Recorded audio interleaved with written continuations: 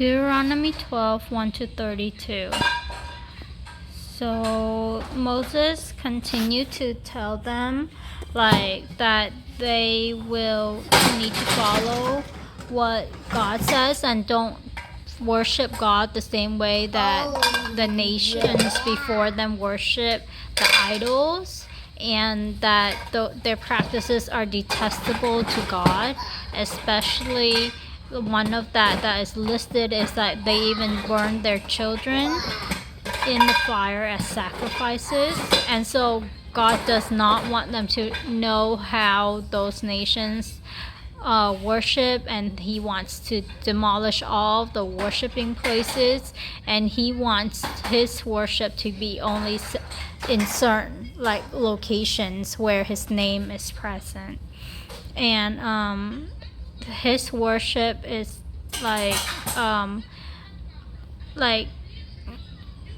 as listed in Exodus, I believe, where the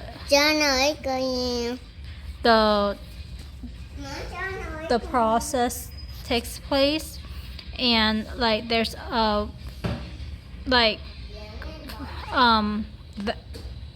there's vows, there's festivals, things like that. So those kind of offerings, but nothing detestable.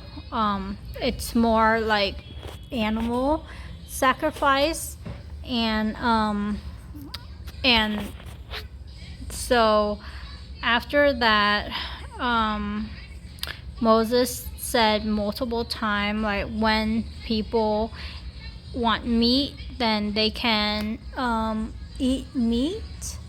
And I'm not sure why that was repeated, but it must have been important. And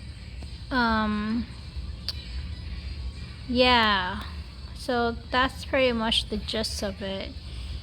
And what stood out to me is when they sacrifice, or when they give the offerings and gifts to God, then they will rejoice, and it's kind of like a celebration where they rejoice and they eat together.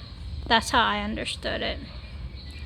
And he also said to not neglect the Levites, and that there are places that he would choose. There is a place where he would choose as a dwelling for his name, and burnt offering and sacrifices will be there. Okay. Yeah.